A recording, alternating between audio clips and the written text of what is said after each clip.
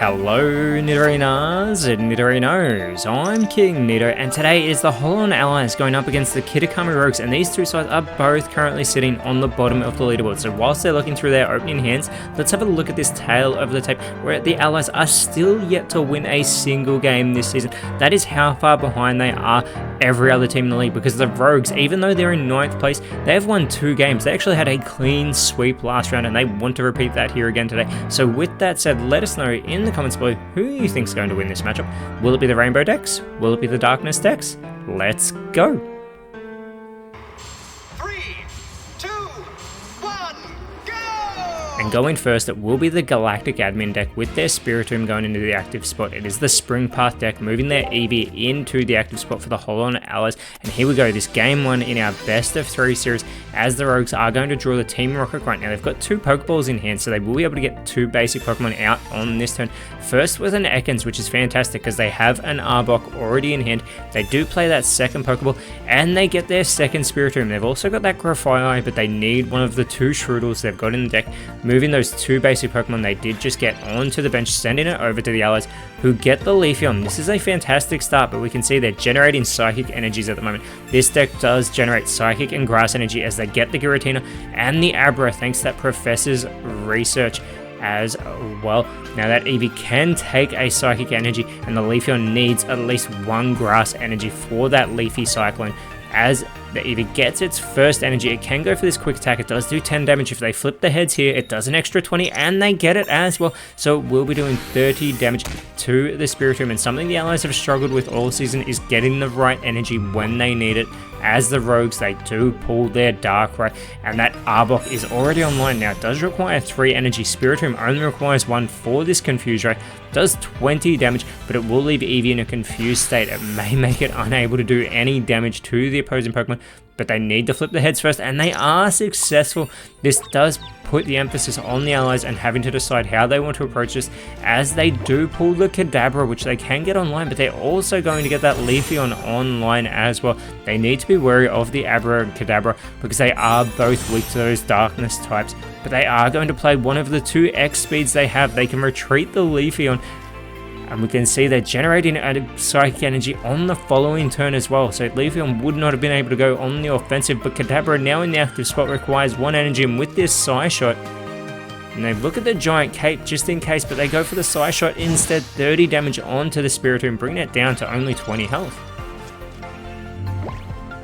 And we mentioned the Shroodle earlier on, and now it is in play, being pulled for the Rogues, immediately moved onto the bench. They want that poison coating online so that they can start poisoning the opposing Pokemon, as the Confuse Ray, 40 damage, halving the health of Kadabra, trying to leave it in a confused state as well, but unfortunately the Rogues do flip the tails this time, and this frees up the Allies to have a bit more time. They get that Pokeball as well, so they're going to get another basic Pokemon, and finally we can see they will be producing a Grass energy soon as they get the Giratina in hand. And they're thinking about how they want to approach this. They are going to get that Giant Cape onto the Kadabra, taking its health back up to 60. And they get 1 Psychic energy onto the Giratina as well. It requires 1 Psychic and 1 Grass plus a 3rd one, but the Psy Shot will take the Spiritomb off the board, and the Holon Allies take the first point. And as we said, this is our game 1 in our best of 3 series, but regardless of the outcome of the first 2, that 3rd game still counts toward the leaderboard, as the second Spiritomb is moved into the active spot. The second Shroodle is pulled for the Rogues, and there's the Grafaiai online as well. And with this poison coating, if they flip their heads, that Kadabra will be left poisoned, but they get the tails. That is not the coin flip that they needed here on this occasion. This is great for the Allies, who are still chasing their first series win. And this Swirling Disaster from Spiritomb will do 10 damage to the bench Pokemon. It would normally do 10 to the active Pokemon, but again, that Kadabra with that Darkness weakness does take 30 damage, bringing it down to 30 health. They are going to play that Pokemon Center Lady that they just pulled, so this will heal 30 damage from the Kadabra, and they've got a Grass energy as well. They're going to retreat the Kadabra. They don't use the X speed though, so they're holding on to that just in case. They're going to set up for this Leafy Cyclone, 90 damage, and they are going to get their second point. They do 110 damage. Spiritomb with that grass type weakness, and it's one more point for the Allies to take game one. The Rogues need to work their way back into this.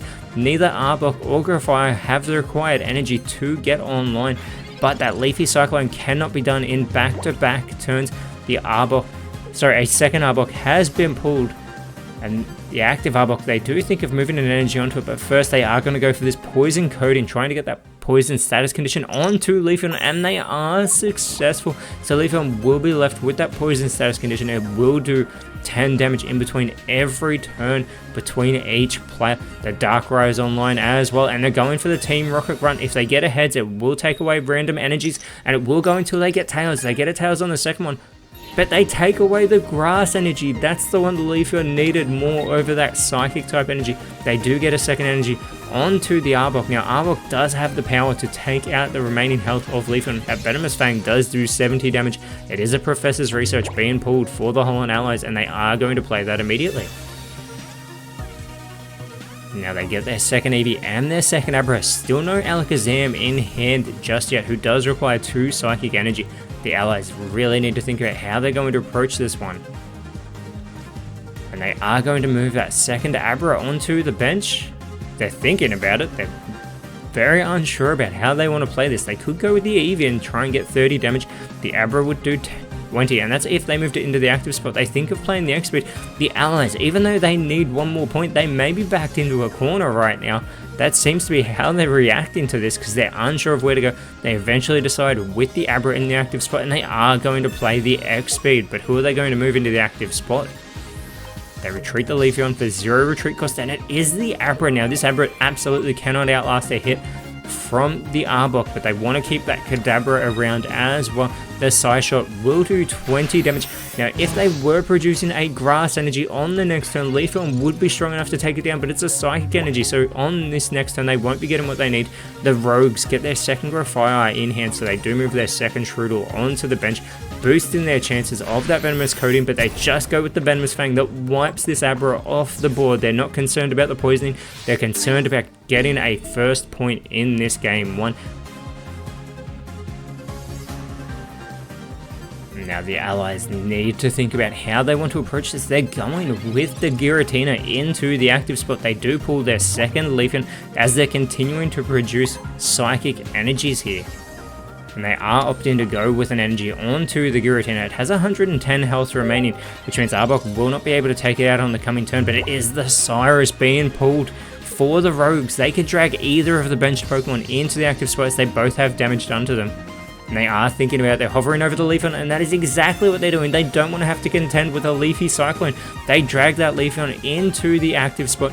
They bring their second Grafire online, but they're starting to get energy onto the Darkrai, who does require 3 energy. But this Venomous Fang takes the Leafeon off the board, and we are down to a 2v2 point game. The next point will win game one. The Rogues have worked their way back into it with this Endless Nightmare deck, which I have been calling the Galactic Admin deck all game long. I do apologize for that. It is the Endless Nightmare deck, as finally the Alakazam has been pulled for the Holon Allies, and they do move it into the active spot. Now with this Psychic Suppression, it does 80 damage, but they do need 2 energy on it. And it can do damage to any of the benched Pokemon that have energy on them as well. Now it is that second Eevee being moved onto the bench. They can do the same with the Giratina because they have no other basic Pokemon in their deck. Now hovering that Psychic Energy over the Alakazam, it can outlast a hit from the Arbok, even though it does have to deal with that weakness as well. And the Kitakami Rogues do pull their second Professor's Research. They can get another 2 cards out of this deck. They get the Rocky Helmet, they get their second Ekans. Now their bench is full, so they cannot get that online, but they move the Rocky Helmet onto the Arbok here. And they're continuing to set up the Darkrai. Now the next point will take game one. They get the Venomous Fang onto the Alakazam, 90 damage, but with that poisoning it does an additional 10 damage. Alakazam has 10 health remaining. It comes back to the Allies. They pull their Kadabra. That is not what they need, but we can see they're going to be producing a Grass Energy on the following turn. They're going to go with the retreat of the Alakazam. They want to keep it in this match. They move the Leafeon into the active spot. And they're trying to set it up for this Leafy Cyclone. They need one more turn to be able to take down this Arbok, but it does have that Rocky Helmet that they will have to contend with.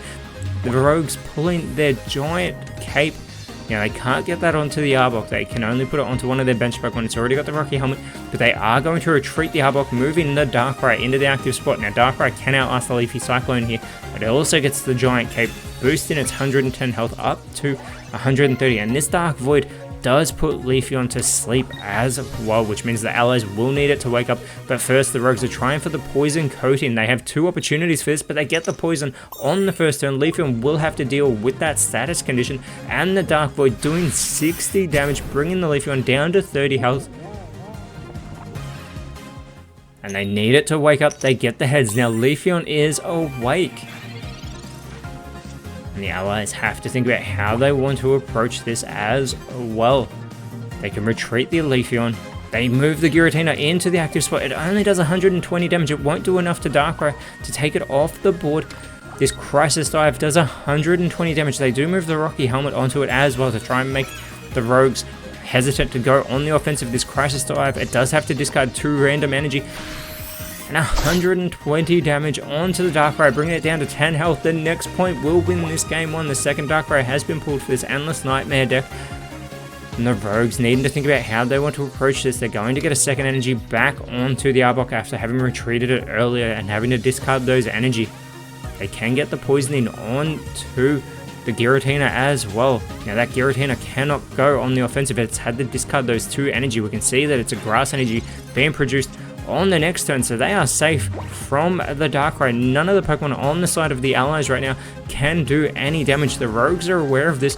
There is the second energy onto the Giratina, and the next one being produced will be a Psychic Energy, but it's the Cyrus that has been pulled for the Rogues as their final card in their deck. They can drag either Leafeon or Alakazam into that active spot, and they are going to drag the Alakazam. Now, if they're thinking ahead, they will move the Arbok into the active spot to maximize their damage, and that is exactly what they're going to do. They're not being disrespectful with this play. They're trying to maximize that damage for the leaderboard, and it is going to do 90 damage, wiping the Alakazam off the board, and this Endless Nightmare deck has brought it back to take down the Spring Path deck of the Holon Allies.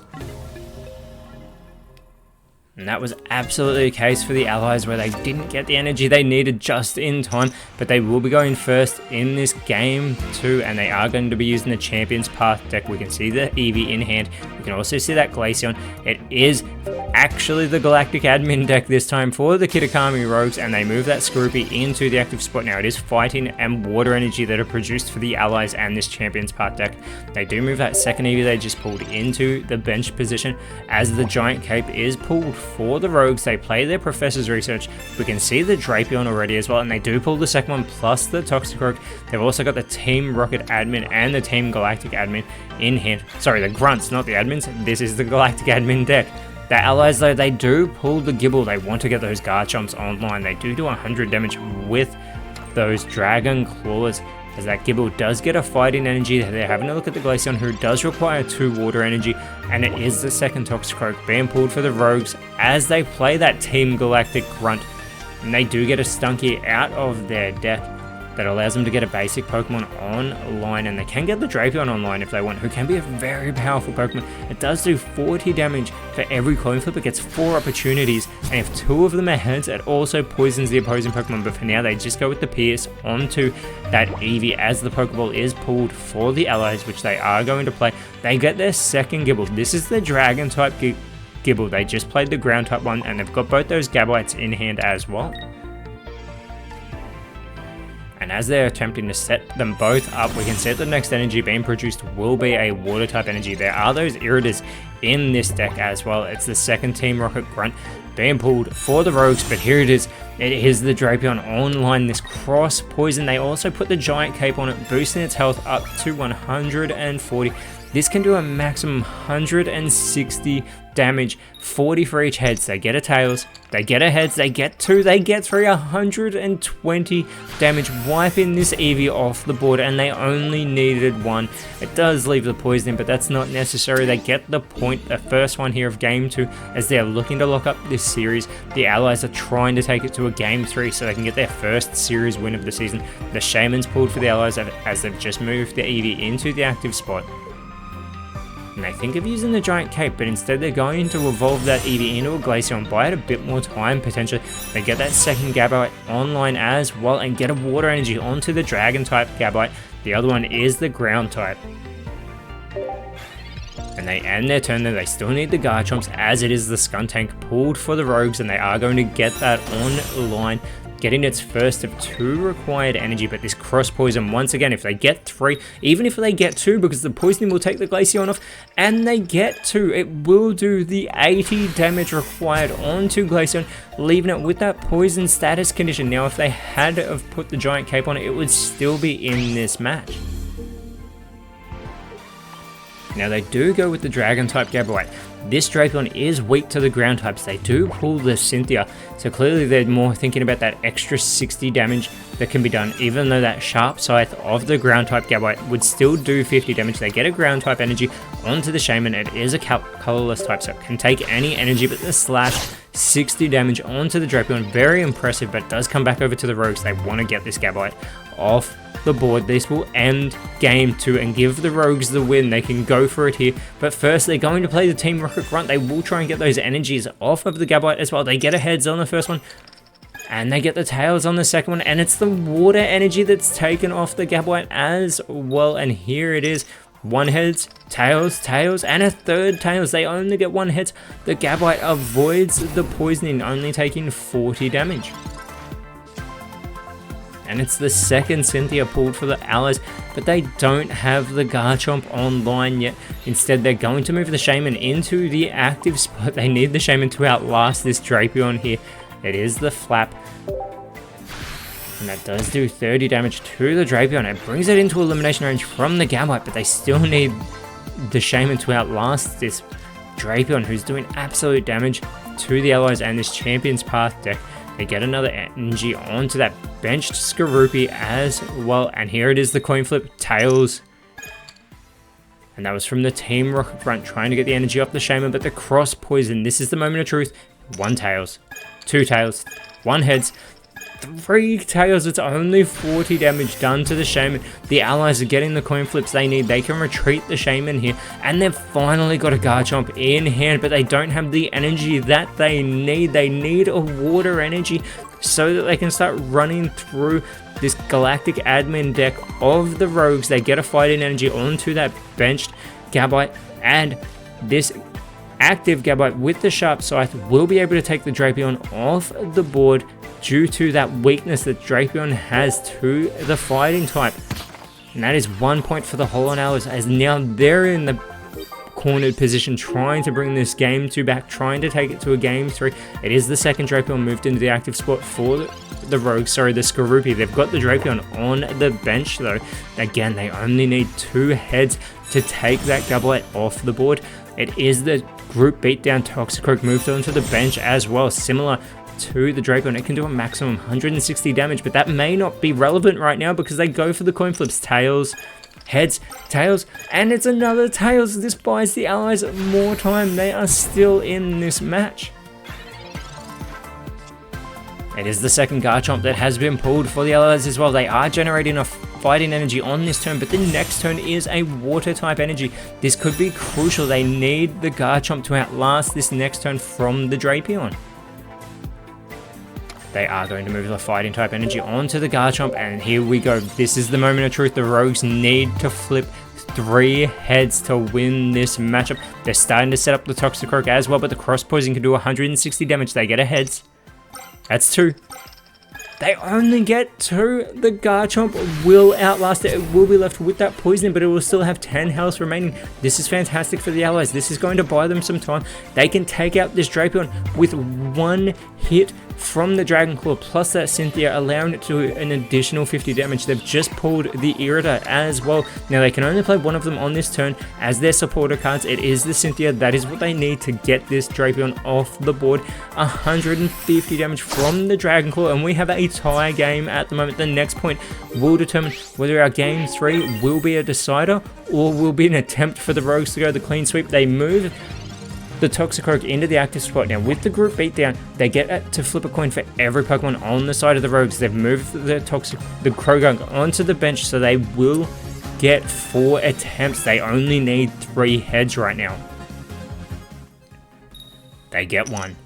They get 2, they get 3, they get 4, they get the win, and they get 160 damage onto the Garchomp. The Allies again just not getting the energies when they need it, and that is the difficulty for these rainbow decks. The Rogues have just taken this series in 2 games, and they are looking for the clean sweep. It will be the Allies going first with their Gold Rush deck. It is the Galactic Boss deck for the Rogues.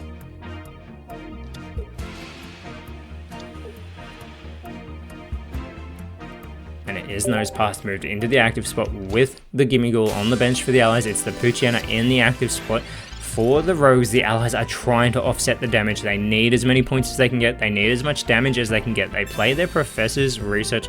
That does get them the Mothim and the Burmy. They've got the Wormadam in hand as well, plus the Probopass and the Goldengo. They do move the Burmy onto the bench. The good thing for them with that Mothim is it has a 0 retreat cost. That's been very beneficial to them.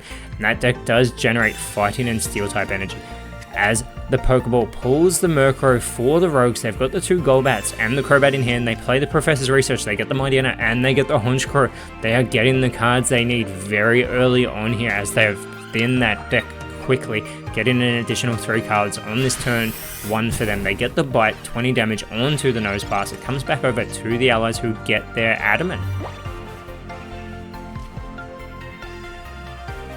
And they immediately move the Probopass onto the active spot, so it has that 110 health remaining, trying to buy themselves a bit of time in how they want to set up. They think of moving the Wormadam onto the Burmy. They are going to move the Goldengo onto the Gimmighoul. Now they need at least 3 energy onto the Goldengo, 1 of them being metal, whereas for the Probopass they need 3 of them to be metal and 1 additional. The Zubat being pulled for the Rogues, so now they've got both the Honchkrow, Mightyena, and the Crobat lines. It is the Mightyena online now, as well as that Honchkrow. Mightyena getting its 2nd required energy, so it can go for this Darkness Fang. This is going to leave Probopass with only 50 health remaining. Where's my mathematics when I need it? As it is the 2nd Nosepass being pulled for the Holon Allies. Burmy gets its 2nd ground type energy, fighting type energy, and they do move the Wormadam onto it here. This is one of the few occasions we've seen Wormadam set up this season. This might be the most setup we've actually seen it, as they usually use it for its health more than anything. They can play the Adamant, which would reduce damage done to any of their steel types by 20, which can buy them an extra turn, keeping Probopass in the game, as none of the Rogues Pokemon do 70 damage, so it won't be enough to take down the Probopass. The 2nd Murkrow has been pulled as the Golbat's online. Now Honchkrow requires 2 energy, the Crobat line only require 1, so they do get an energy onto the Honchkrow. They continue with the Darkness Fang, chipping away at this Probopass who only has 10 health remaining. And the Allies do pull their Giant Cape, which they are going to move onto the Wormadam, and they've got another fighting energy set up, but we can start to see those metal energies being produced that will start to appear on the next turn. They do need more of them though if they want to get this Goldengo and try and maximize that offensive potential that it has, as the Crobat now online for the Rogues as well. Honchkrow getting its 2nd energy. There is another Poochyena in hand for the Rogues, and the Darkness Fang will finally take down the Probopass as the Rogues take their first point here in Game 3 as they look to go for the clean sweep. And the Allies are going to move Wormadam into the active spot so they can start to go on the offensive here. Now Mightyena is weak to the grass types, which is what Mothim is, whereas Wormadam, being that fighting type, will still only do 70 damage. That keeps Mightyena in this matchup, as they did pull their 2nd Goldengo. The Rogues pull their Rocky Helmet, and they immediately move that onto the Mightyena. They're trying to make the Allies reluctant to do damage to it. They get a 1st energy and only required energy onto the Crobat. They go with the Darkness Fang, 60 damage there onto the Wormadam, and the Allies do pull their Pokeball. Now the Allies are still going to be sitting on the bottom of the leaderboard as they just pulled the Burmy. They desperately need to start getting wins here. They only have 3 more matches left. We only have 3 more rounds after this one. as they do get that fighting energy onto the Goldengo, and they bring the Burmy online as the Land Crush is going to take Mightyena off the board, so it's 1 point between each side. The Allies trying to bring back this series here and get at least one win.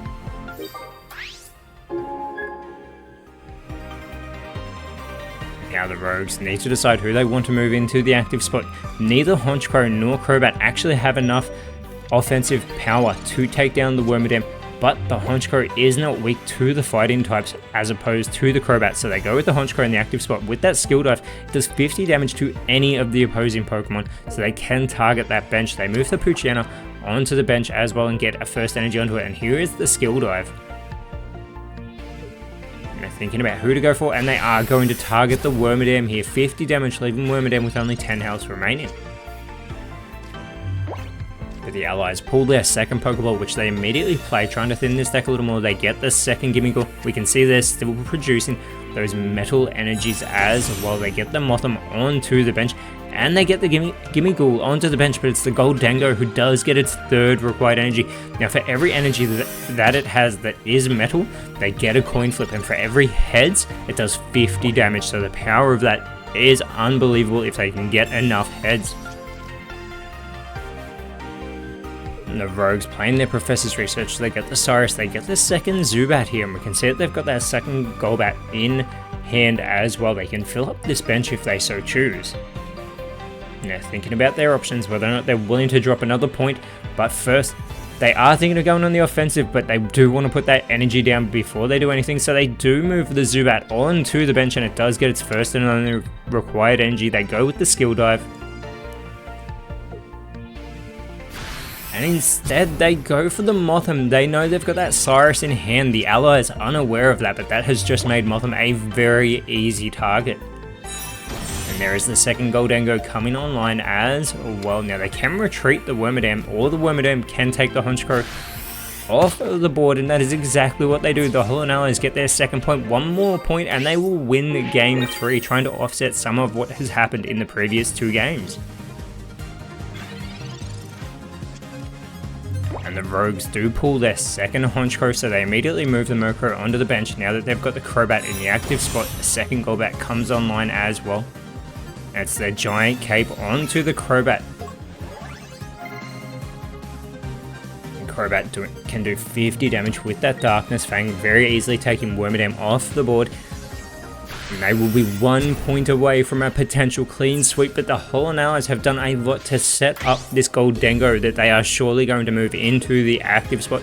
We can see they will generate another Metal Energy. They will get 4 chances to flip heads. They will need 3 of them to be heads if they want to take down this Crobat with this scintillating Surfing. And they don't know it, but this will be the thing that determines whether or not they win. They get 4 chances. They get a Tails, and they get 4 Tails. Not only do they not get a single head, they do 0 damage to the Crobat, and this frees up the Rogues. They pull the Mightyena. That is not at all what they are concerned with, even though they still do bring it online. I'm not sure they just realized they've got the win condition right here in front of them. They do though. They are trying to maximize their damage. That Mightyena does do 60.